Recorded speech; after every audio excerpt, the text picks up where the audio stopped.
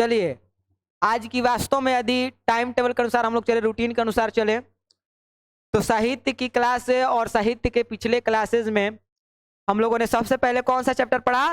मंगलम पाठ, जिसके लेखक स्वयं वेद व्यास जी हैं। हालांकि वो वास्तव में उपनिषदों के लेखक नहीं है।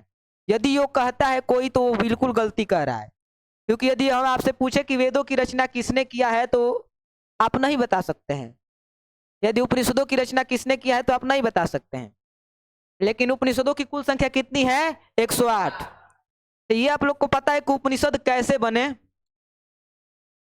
बता रहे हैं आपको। जब वेद हमारे लिए कठिन होने लगे तो उस स्थिति में किसकी रचना हुई?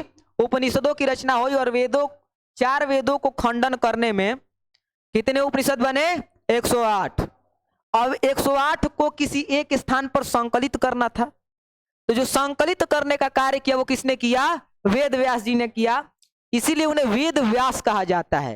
यानी कि वेदों को सरलता रूप में व्याख्या करने के लिए उपनिषदों की रचना की गई और उन 108 उपनिषदों को संकलित करने का काम, एक जगह पर इकट्ठा करने का काम किसने किया? वेद व्यास जी ने किया। इसीलिए इतिहासकारों ने इन्हें ही जो है रचनाकार मान लिया। हालांकि ये वास्तविकता नहीं है, वेद व्यास जी ने उपनिषद लिखे नहीं है, क्योंकि लिखना और अनुवाद करना दोनों में क्या होता है? अंतर होता है। समझ में आया कि नहीं? हिंदी के जब आप चैप्टर्स को पढ़िएगा तो आप पाइएगा कि लिखा किसी और ने है। यदि बंगाली में भी किसी ने लिख दिया और हिंदी ने अनुवाद किया गया तो लेखक वास्तव में वही होता है जो बंगाली में अनुवाद करता है, सॉरी लिखा होता है। अनुवादकर्ता का नाम अलग से क्या होता है? जुड़ता है। जैसे हिंदी का आप लोग का पहला चैप्टर का नाम क्या है पता है आप लोग को? श्रम विभाजन और जाति कथा प्रथा। वो वास्तव में क्या है? एक प्रकार का भाषण है जो किसने लिखा है? डॉक्टर भीमराव अंबेडकर ने। लेकिन उसको इस चैप्टर या फिर उसका अनुवाद करने वाले व्यक्ति कौन थे आपको पता है? ललाई सिंह यादव। तो लेखक वास्तव में भीमराव अंबेडकर ही हैं, लेकिन तब पर भी उनका अनुवादक जो है उनका नाम लिखा जाता है क्या? ललाई सिंह यादव। तो यही बात याद रखिएगा कि वेद व्यास जी वास्तव में रचनाकार नहीं है। भले ही एग्जाम में देगा तो आपको वेद व्यास ही मारना है, बस उसको संकलित करने वाले, एक जगह पर इकट्ठा करने वाले व्यक्ति कौन थे? वेद व्यास थे। अब मुद्दे पर आते हैं। इस तीसरा चैप्टर है, कौन सा चैप्टर है? जिसका नाम क्या है? अलस कथा। क्या नाम है? अलस कथा। मतलब कि फिक्स हो गया कि ये किसकी कथा है? आलसियों की।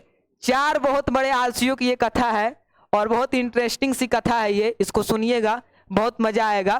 कैसे कैसे इसकी कथा आगे बढ़ी, कहाँ से ली गई है और कहाँ की ये कथा है और इसको किसने लिखा है, ये हम लोग देखते हैं। तो सबसे पहले यदि हम देखें तो इसमें लिखा हुआ कि अयम पाठ, अयम का मतलब हुआ यह, अयम का मतलब क्या हुआ? यह।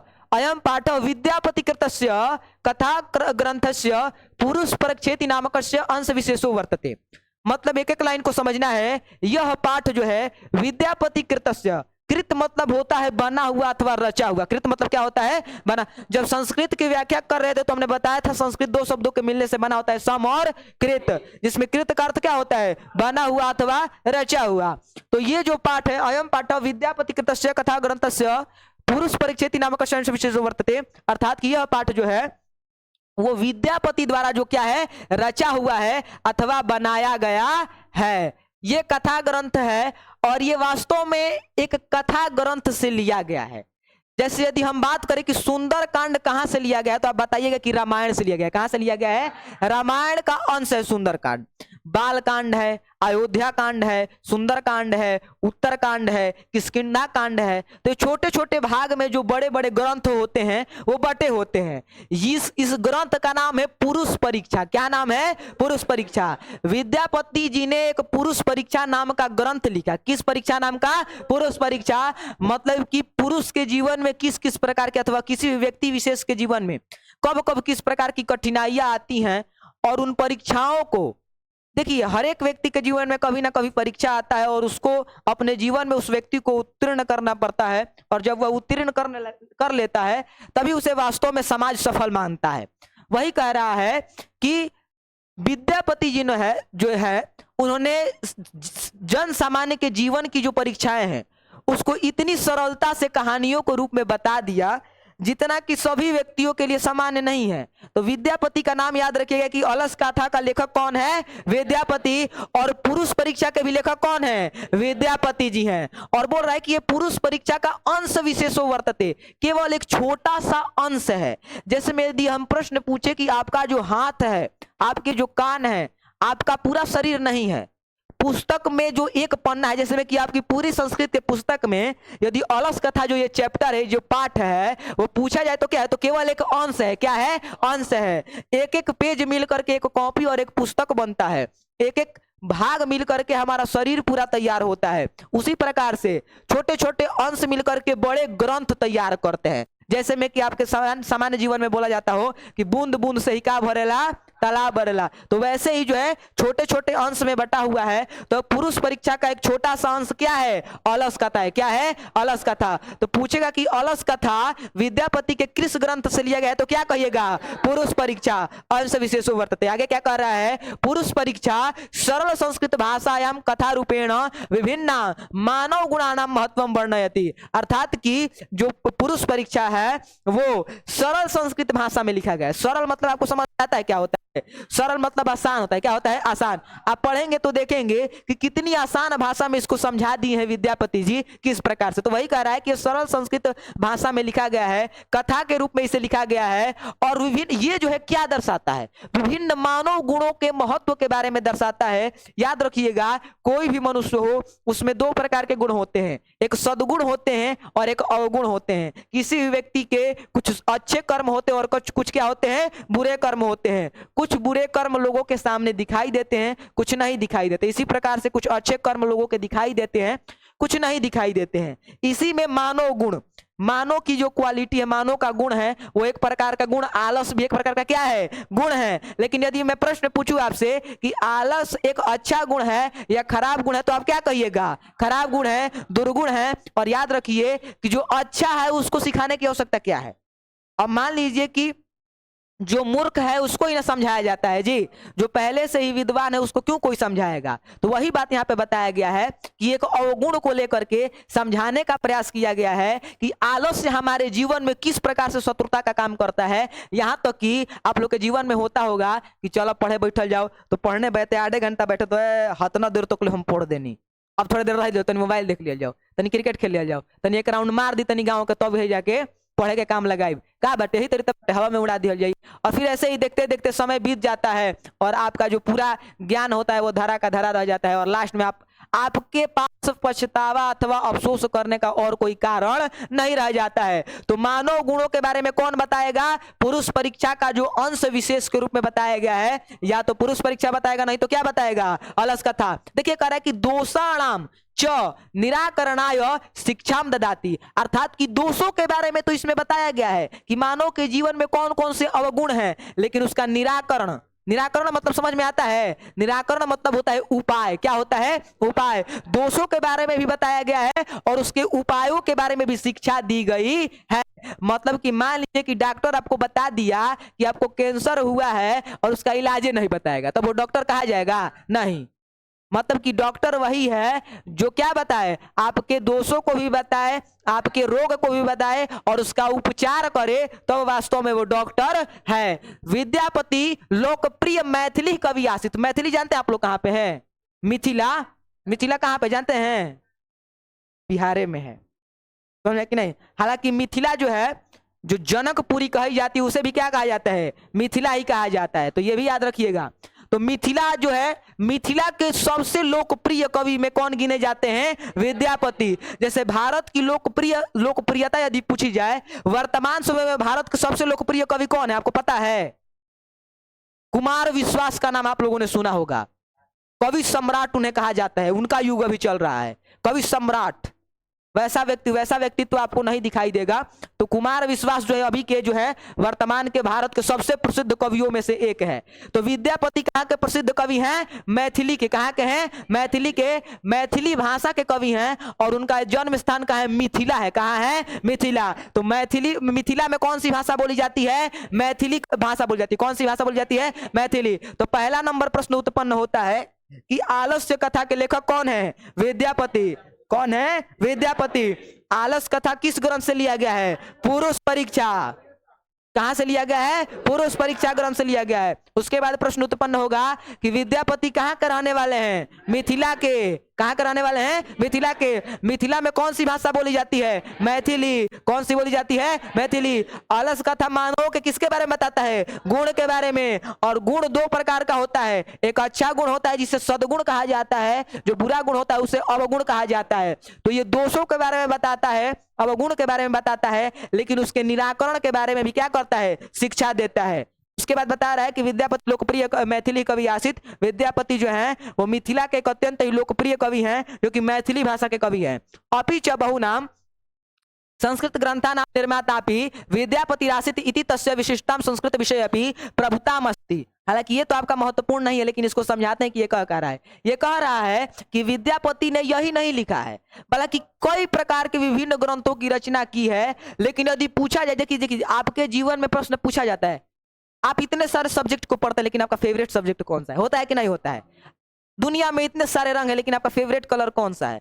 दुनिया में इतने सारे टीचर्स हैं, आपके फेवरेट टीचर कौन से हैं? ठीक उसी प्रकार से विद्यापति जी से यदि पूछा जाए कि आपका फेवरेट रचना कौन सा है, अथवा लोगों के अनुसार मत है कि जो विद्यापति की सबसे विशिष्ट रचनाओं में से कोई एक है, तो वो कौन सा है? वो अलस कथा है। क्या है? अलस कथा है। प्रस्तुत पाठ है, अर्थात कि इस पाठ में जो आपके समक्ष प्रस्तुत हो रहा है, इसमें क्या है? प्रस्तुत पाठ है अलसस्य नामकस्य दोषस्य निरूपणे व्यंग्यात्मिका कथा। पर अब देखिए ये शब्द बहुत महत्वपूर्ण है। प्रस्तुत पाठ है सस्य नामक से दोष से, मतलब कि फिक्स हो गया कि बताइए कि अलस कथा पाठ में किस दोष के बारे में बताया गया है? आलस्य नाम के दोष के बारे में बताया गया है। दोषस्य निरूपणे व्यंगात्मिका। व्यंग का अर्थ क्या होता है? किसको किसको पता है? व्यंग मतलब आप लोग जानते हैं क्या होता है? हमनी के सामान्य जीवन में जेकरा के टोन कहे नहीं जा, बड़ी टोन मारा तारे हो कहें कि ना, तो उसी को व्यंग कहा जाता है। क्या कहा जाता है? व्यंग। इसमें आप देखिएगा तो ज्यादा टोने टानी हुआ है। हर एक व्यक्ति एक दूसरे को टोन मारने के लिए तैयार है, यहां तक कि लेखकों को दम भर टोन मरले बड़े, समाज को दम भर टोन मारे हैं, दम भर व्यंग। तो टोन को शुद्ध संस्कृत शब्द में अथवा तत्सम शब्द में व्यंग कहा जाता है। क्या कहा जाता है? व्यंग। और किसी की बुराई करना आलोचना कहा जाता है। क्या कहा जाता है? आलोचना। जैसे कि सरकार कोई गलत काम कर रही है तो हम सरकार की आलोचना करेंगे। क्या करेंगे? आलोचना, मतलब कि सरकार की बुराई करेंगे। लेकिन यदि हम सरकार पर कोनो टोन, जैसे में कि मान लीजिए कि इसमें कोई व्यक्ति है जो सबसे कम नंबर लाया हुआ है, तो हम कैसे उसको टोन मारना है तो कैसे मारेंगे? वो व्यक्ति जो है सबसे अधिक नंबर लाया हुआ है, टॉप किया हुआ है, लेकिन नीचे से टॉप किया हुआ है। समझ में आया कि नहीं? तो ये व्यंग हो गया जो इसको बहुत ज्यादा प्रभावित करेगा। उसी प्रकार से ये किस पर व्यंग कसे हैं? तो आलसियों पर व्यंग कसे हैं। किस पर व्यंग कसे हैं बउआ? आलसियों पर कसे हैं। अब किस प्रकार से कसे हैं, लेकिन सबसे महत्वपूर्ण लाइन यही है, और ये VVI लाइन भी है। हल्ला हो रहा है जी, सुनिए ध्यान से। नीतिकार अलसस्य रिपुरूपम मन्यते, अर्थात कि जो नीतियां तैयार करते हैं, वैसे लोग जो नीतियां तैयार करते हैं वो दुनिया का सबसे बड़ा शत्रु, मानवों का ही नहीं बल्कि हर एक जीव का सबसे बड़ा शत्रु किसको माने हैं? आलस्य को माने। किसका माने हैं? आलस्य को। देखिए बहुत बार आप लोगों ने अध्ययन किया भी होगा अथवा सुना भी होगा कि जंगल का राजा कौन होता है? शेर होता है। लेकिन वास्तव में शेर जो होता है वो शिकार पर नहीं जाता है। इसके कारण उसे जब वास्तव में शिकार शेरनियां करती हैं। आप लोग को पता होगा, जब आप पढ़िएगा जंगल के बारे में, वन विभाग की जानकारी लेगा तो आपको पता, जो शासक होता है वो नीति निर्देश देता है। प्रधानमंत्री कहियो जौन बाड़े हमने के गांव में ही हो, कुछ देखेगती नहीं है, वो तो राजा है भाई, अपने गद्दी पर बैठा हुआ है, लेकिन उनका कर्मचारी दौड़ रहल बड़े। समझ आए कि नहीं? तो यही बात है, वही सिद्धांत वहां पर भी लागू होता है। तो यहां पर बताया जा रहा है कि देखिए लास्ट में शेर को अपना प्राण की आहुति खुद देना पड़ता है, क्योंकि शेर का एक सबसे बड़ा सिद्धांत है, पिंजड़े में रहने वाले शेर की बात नहीं कर रहे हैं, जंगल में, कि जब तक वो खुद से शिकार नहीं करेगा अथवा अपने परिवार के द्वारा शिकार नहीं करवाएगा, तो इस स्थिति में वो क्या करेगा? कुछ भी ग्रहण नहीं कर सकता है, खा नहीं सकता है। तो जब शेरनियां अपने शावकों को जन्म देती हैं, बच्चों को जन्म देती हैं, तो उससे परिवार से दूर हट जाती हैं, क्योंकि बाघ जो होते हैं अपने बच्चों को खाने के लिए भी तुले हुए रहते हैं। समझ में आया कि नहीं? ये सिद्धांत है, बहुत बड़ा सिद्धांत आपको बता रहे हैं। तो होता क्या है कि जब वो परिवार छोड़ करके चले जाते हैं, तो जब शेर अकेला होता है तो उसे अपने प्राणों की आहुति देनी होती है, क्योंकि सबसे बड़ा कारण ये होता है कि उसके शरीर में आलस से बैठा होता है, और अंततोगत उसे अपना प्राण खुद देना पड़ता है। है कि नहीं। जब आप जंगल के बारे में पढ़िएगा, वन विभाग की जानकारियां लीजिएगा तो उस स्थिति में आपको पता चलेगा। तो अलसस्य नीतिकार, अलसस्य रिपुरूपम मन्यते, नीतिकार सबसे बड़ा शत्रु, रिपु का मतलब क्या होता है, शत्रु, जो सबसे बड़ा शत्रु मानते हैं, किसको मानते हैं, आलस्य को। तो यदि क्वेश्चन आ जाए कि बताइए नीतिकार सबसे बड़ा, मनुष्य का सबसे बड़ा शत्रु किसको मानते हैं, तो क्या कहिएगा, आलस्य को। अब ये हो गया सारांश, मतलब कि हमें आलस्य के बारे में पढ़ना है, कथा किस प्रकार से बढ़ेगी वो देखते हैं। लेकिन सबसे पहला प्रश्न ये आपसे होगा कि अलस कथा पाठ के लेखक कौन है, विद्यापति। विद्यापति जी कहाँ के रहने वाले हैं, मिथिला के, और कौन सा भाषा के कवि हैं, मैथिली भाषा के। चलिए अब हम देखेंगे, बता रहा है आसित मिथिलायाम वीरेश्वरो नाम मंत्री। आसित का मतलब होता है थे, आसित का मतलब क्या होता है, थे। मिथिलायाम का मतलब हुआ लतायाम सप्तमी विभक्ति एक वचन, मिथिलायाम का मतलब हुआ मिथिला में, मतलब कि आसित मिथिलायाम वीरेश्वरो नाम मंत्री, अर्थात कि मिथिला में थे एक वीरेश्वर नाम के मंत्री, और इन्हीं से ये कहानी आगे की ओर बढ़ती है। तो यदि प्रश्न करेगा कि मिथिला में किस नाम के मंत्री थे, तो क्या कहिएगा, वीरेश्वर। वीरेश्वर नाम याद रखिएगा। सच स्वभावात, उनका स्वभाव क्या क्या था। अब ध्यान दीजिएगा, 2 नंबर में पूछता है कि मिथिला के मंत्री वीरेश्वर का कौन कौन सा स्वभाव है, उनके स्वभावों के बारे में लिखे। तो क्या होगा, सच स्वभावात दानशील, पहला नंबर वो क्या थे, दानशील थे। क्या थे, दानशील थे। और ये होना भी चाहिए, जिसके पास यदि धन है तो धन अवश्य देना चाहिए, ये सामान्य बात है। करुणिकश्च, वो करुणावान भी थे। क्या थे, करुणावान। पहला नंबर क्या थे, दानशील, दूसरा नंबर करुणावान। उसके बाद सर्वेभ्यो दुर्गतेभ्योश्च प्रत्यहमिच्छा भोजनम दापयति, अर्थात कि सभी दुर्जनों को, जिसकी स्थिति अत्यंत, दुर्गतेभ्यो अनाथेभ्यश्च, अर्थात कि जिसकी स्थिति दयनीय हो गई है। विप्र, विप्र मतलब होता है ब्राह्मण, विप्र मतलब क्या होता है, ब्राह्मण, जो अत्यंत ही गरीब है, जिसकी स्थिति दयनीय है। और इतना ही नहीं, अनाथे व्यश्च, जो अनाथ भी है, क्या है, अनाथ भी है, उसको क्या देते थे, देखिए, प्रत्यहमिच्छा भोजनम दापयति, अर्थात कि उसकी इच्छा के अनुसार भोजन देते थे। सबसे बड़ी बात यही है, आपको व्यक्ति भोजन दिलाने के लिए तैयार है, लेकिन आपकी इच्छा के अनुसार व्यक्ति भोजन दिलाएगा, ये सबसे कनिष्ठ बात है। लेकिन ये क्या करते थे, दानशील थे, करुणावान थे, किसी के बारे में, दया के बारे में सोचते थे। और इतना ही नहीं, जितने भी स्थिति लोगों की दयनीय थी उनको बुलाते थे, अपने पूरे मिथिला के जितनी भी स्थिति दयनीय थी लोगों को, जो गरीब लोग थे, अति पिछड़े थे, उनको बुलाते थे। और बुलाने के बाद क्या करते थे, उनको उनकी इच्छा के अनुसार क्या देते थे, भोजन देते थे। क्या देते थे, भोजन। तो यदि प्रश्न पूछेगा कि वीरेश्वर मंत्री के स्वभाव के बारे में लिखे, तो क्या लिखिएगा, इसका उत्तर हम देते हैं आपको। लिखना है कि वीरेश्वर जो थे वो मिथिला के मंत्री थे, और उनका जो स्वभाव था वो दानशील था, वो दयामयी थे, करुणामयी थे, और वो जितने भी अपने राज्य के गरीब लोग थे अथवा अनाथ लोग थे, उनको अपनी तरफ से क्या देते थे, उनकी इच्छा के अनुसार भोजन देते थे। और इतना ही नहीं, तन्मध्ये अलसेभ्यो अपना वस्त्रे दापयति, अर्थात कि तन्मध्ये मतलब कि इसके बाद, इतना ही नहीं, गरीब लोगों को दिए, अनाथ लोगों को दिए, आलसियों को क्या कह देते थे, रहने के लिए आगे चल के आवास बनवाए, अभी नहीं बनवाए थे, प्रारंभिक समय में आलसियों के लिए भी क्या करते थे, भोजन और वस्त्र की व्यवस्था कराते थे। क्योंकि यदि जो शासक है, प्रश्न उठा था एक बार पाटलिपुत्र वैभव में कि 1000 वर्ष तक आखिरकार दयनीय स्थिति कैसे बनी, यही कारण है। यदि राजा अपने राज्य के छोटे बड़े लोगों की देखरेख नहीं करेगा, जमीनी स्तर के लोगों की देखरेख नहीं करेगा, तो इसी प्रकार से जो है स्थितियां दयनीय होती है। लेकिन इन्होंने उन वर्ग के लोगों को भी ऊपर उठाने की बात कर रखी, अथवा इच्छा जाहिर की, जो लोग जो क्या है, स्थितियां उनकी दयनीय है। तो यदि पूछे कि वीरेश्वर मंत्री के बारे में कुछ बताइए अथवा कुछ लिखिए, तो लिखिएगा, वीरेश्वर मंत्री जो थे वो मिथिला के मंत्री थे, जिनका स्वभाव अत्यंत ही दानशील था, करुणामयी थे, किसी पर भी दया करते थे, जो अनाथ लोग थे, जिनकी दुर्गति हो गई है, उनको उनके मन के अनुसार भोजन देते थे। इतना ही नहीं, आलसियों को क्या देते थे, तन्मध्ये अलसेभ्यो अपन्न वस्त्रे दापयति,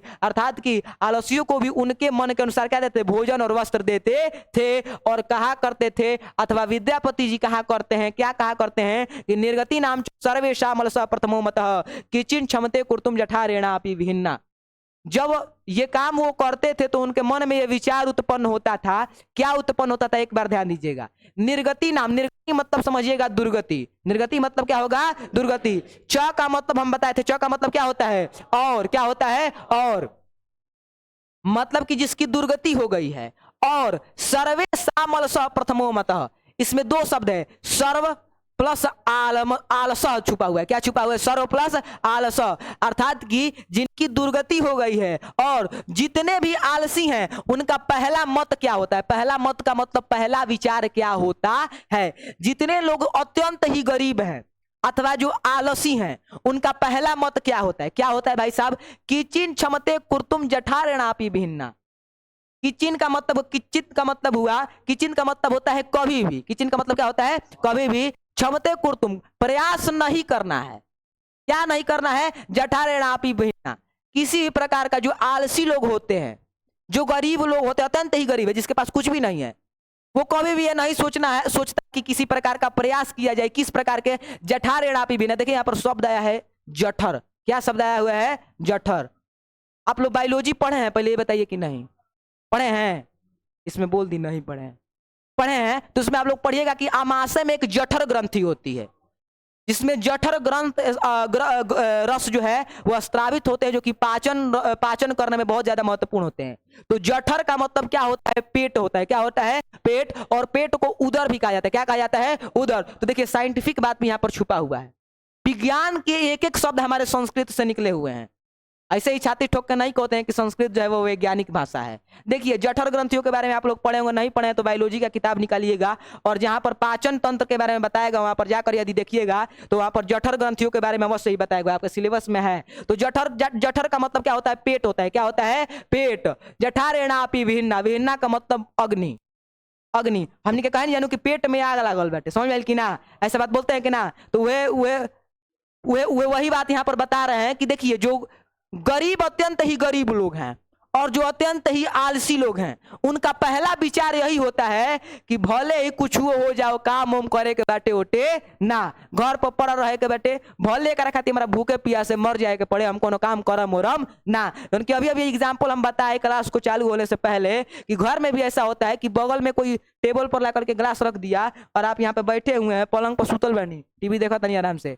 अब इतना हिम्मत नहीं कर रहा है कि वो ग्लास ला करके उठा करके पानी पी ले, और यही जो दुर्गुण है इसे ही क्या कहा जाता है, आलस्य कहा जाता है। क्या कहा जाता है, आलस्य। तो ये श्लोक कर रहा है, निर्गति नाम च सर्वेषां प्रथमो मतः किंचिन क्षमते कुर्तुम जठारेणापि विहिन्ना, अर्थात कि विद्यापति जी कहते हैं कि जिनकी दुर्गति हो गई है, जिनकी स्थिति बिल्कुल दयनीय है, जो समाज से परास्त हो चुके हैं और जो लोग आलसी हैं, उनका पहला विचार यही होता है कि भले ही पेट में आग लग जाए, भले भूखे मर जाना हो, लेकिन किसी प्रकार का प्रयास और कार्य करना नहीं है। अर्थात कि यदि कोई प्रश्न पूछे कि आलसियों का, अथवा प्रश्न यदि एग्जाम में है कि आलसियों का पहला विचार क्या होता है, आलसियों का प्रथम मत क्या होता है, तो आंसर होना चाहिए आलसियों और जिसकी दुर्गति हो गई उसका पहला विचार अथवा पहला मत यही होता है कि भले ही भूखे मर जाएं लेकिन किसी प्रकार का प्रयास ना करे। समझ में आया कि नहीं, तो बताइएगा कि आलसियों का पहला मत यही होता है कि भले ही भूखे मर जाना है लेकिन किसी प्रकार का प्रयास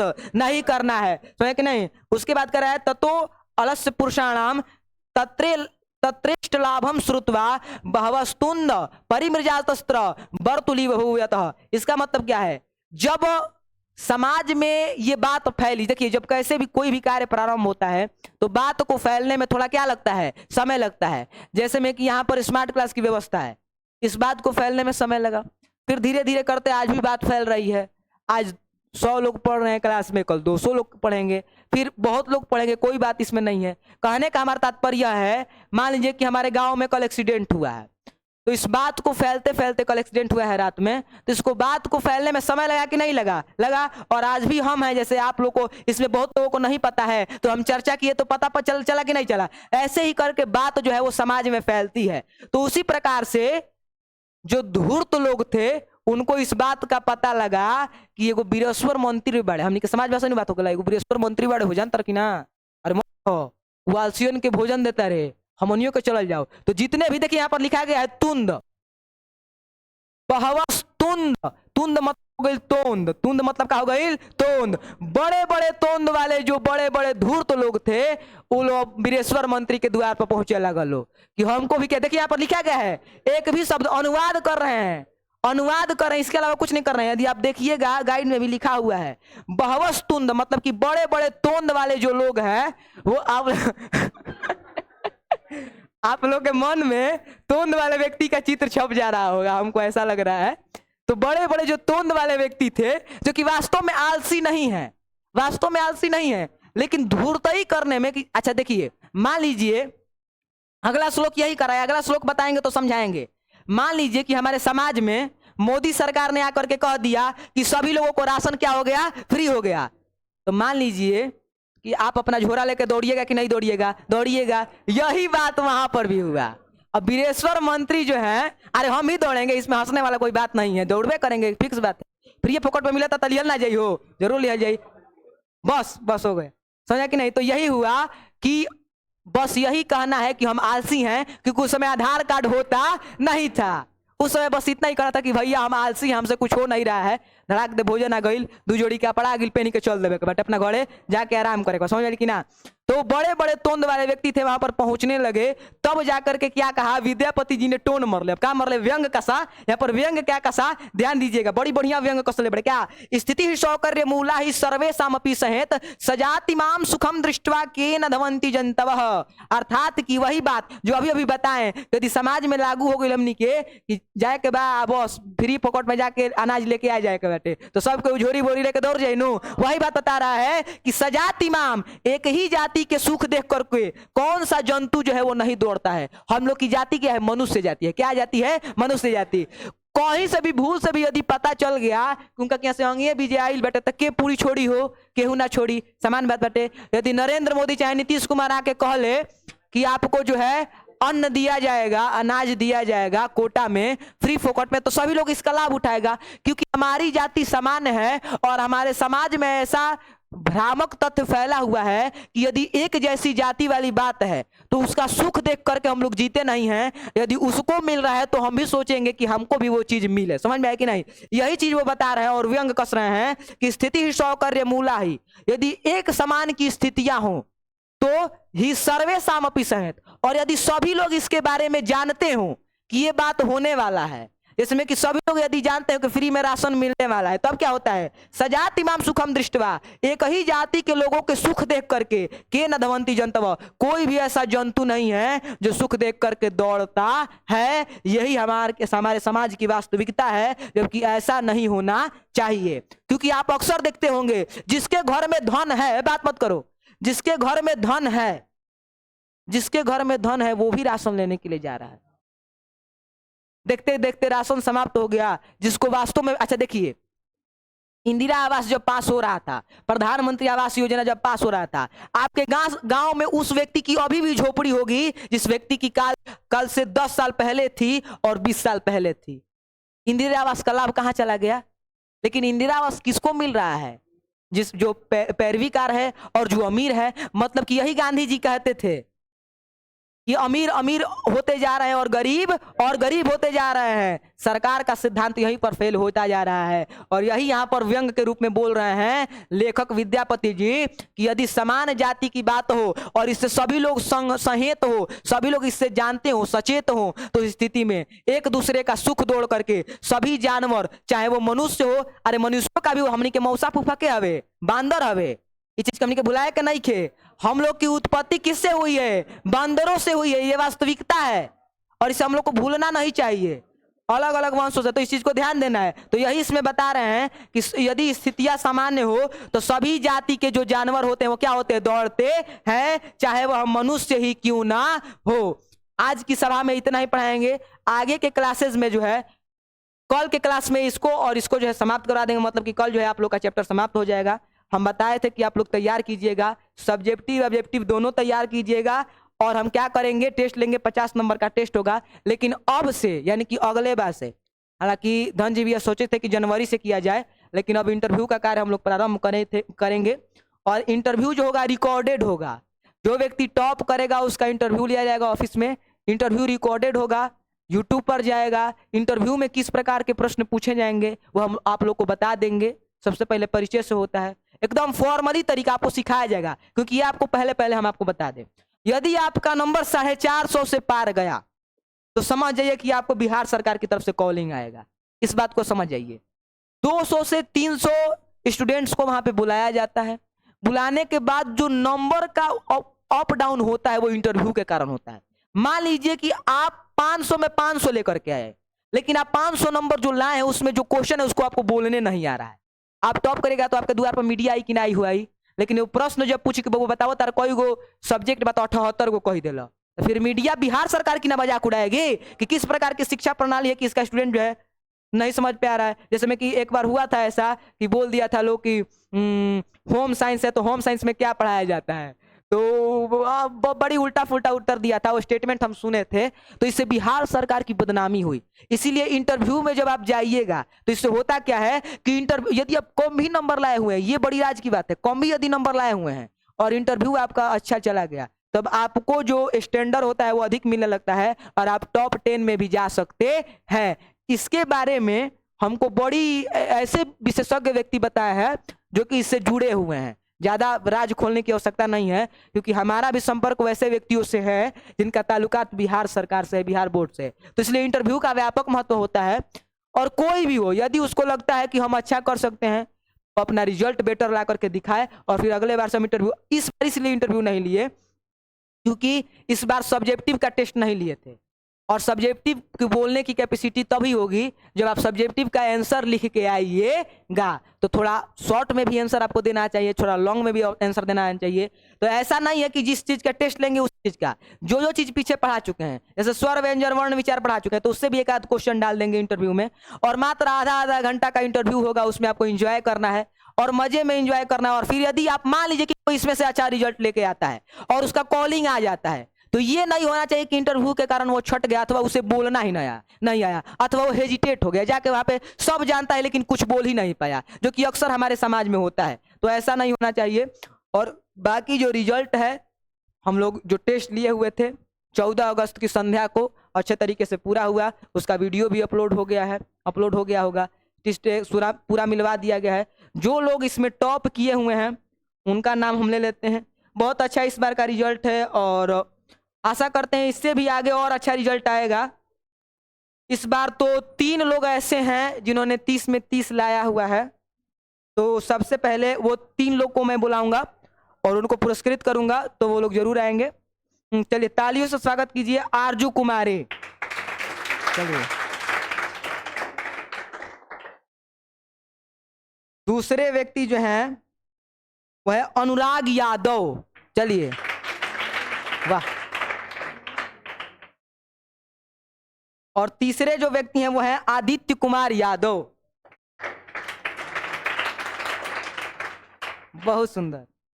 ये तीनों विद्यार्थी जो हैं वो मेधावी छात्र हैं जिन्होंने 30 में 30 ला करके यह सिद्ध कर दिया कि संस्कृत कोई कठिन सब्जेक्ट नहीं है और यदि कोई चाहे तो 100 में 100% रिजल्ट भी स्कोर कर सकता है। संस्कृत, हिंदी, सोशल साइंस ऐसे सब्जेक्ट्स हैं जिनमें 100 में 100 मार्क्स जो है वो अर्जित किए जा सकते हैं। ये अपना रिजल्ट लीजिए। अनुराग यादव, वाह यादव जी लोग कमाल कर दिया लोग। ये करिए। चलिए तो इनको हमारी संस्था की तरफ से, हमारे संस्था के परिवार की तरफ से पुरस्कृत भी किया जाएगा। तो आप लोग तालियां अवश्य बजाइएगा। चलिए आरजू कुमारी, बहुत सुंदर। नीचे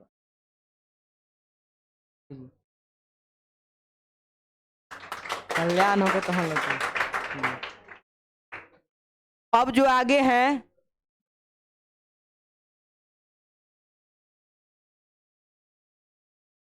अंजू कुमारी हैं जिनका आया हुआ है 29 मार्क्स। कौन है अंजू कुमारी? बहुत सुंदर, ताली जरूर बजाइएगा। ये प्रतिभा है और इससे पहले आप देख रहे होंगे कि संस्कृत के बारे में किसी को जानकारी नहीं थी और मात्र कितना 2 से 3 सप्ताह आप लोग को पढ़ाए हैं और बदलाव आया है और ये बदलाव आगे भी आएगा। बहुत सुंदर। चलिए अगले जो 29 लाए हैं नंबर, उनका नाम है, अच्छा लड़की ही है, पार्वती कुमारी। बहुत सुंदर, चलिए लीजिए। और अगले जो व्यक्ति हैं जिन्होंने 29 मार्क्स स्कोर किया हुआ है, पीयूष चौधरी, बहुत सुंदर, बहुत सुंदर, लीजिए। तो इनके तरफ से भी हमारी संस्था परिवार की तरफ से पुरस्कृत किया जाएगा। और आप लोग आगे अच्छे तरीके से बढ़िए, और फिर सफलता आपके कदम चूमेगी। हम हमेशा आप लोग से बोलते हैं कि सफलता जो है वो आपके कदम चूमेगी, इसमें किसी प्रकार का कोई संदेह नहीं है। और हम पहले से भी बोल रहे हैं, ये गुरु परंपरा है, और आपसे भी आग्रह करेंगे। हम क्लास का शुभारंभ किए थे, सदाशिव समारंभम शंकराचार्य मध्यमम अस्मदाचार्य पर्यंतम वंदे गुरु परंपरा। ये गुरु परंपरा है, और मैं आशा करूंगा कि आप लोग भी इसे बढ़ाएंगे और हमारा सहयोग करेंगे। संस्कृत का वेद पाठी विद्वान बहुत लोग हैं, ग्रामर को समझ पाना और समझा पाना बड़ी ही कलिष्ठ चीज है। तो यदि आप अपने छोटों को समझा पा रहे हैं तो आप इससे ज्यादा बधाई के पात्र, बहुत ज्यादा बधाई के पात्र हैं। और जो लोग जिनका रिजल्ट कम भी आया हुआ है वो अफसोस नहीं करेगा, बल्कि दूसरे को और समझाने का और बताने का प्रयास करेगा। और देखिए 28 नंबर जो स्कोर किए हुए हैं, इस लड़की है प्रिया कुमारी। कौन है जी? बहुत सुंदर।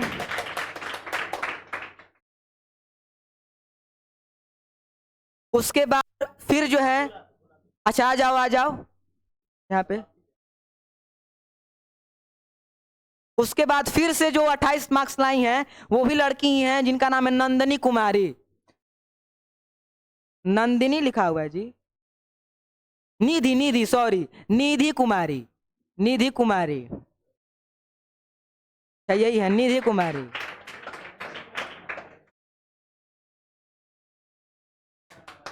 और उसके बाद जो 28 मार्क्स लाए हुए हैं उनका नाम है विकास गुप्ता। विकास गुप्ता पिछले बार के टॉपर थे। देखिए बहुत आप लोग को शुभकामनाएं। आ जाइए ऊपर आ जाइए। देखिए ये पिछले बार के टॉपर थे और अभी इनका 2 मार्क्स नीचे हुआ है। इससे कोई ये नहीं है, नियम सिद्धांत हमेशा बदलते हैं।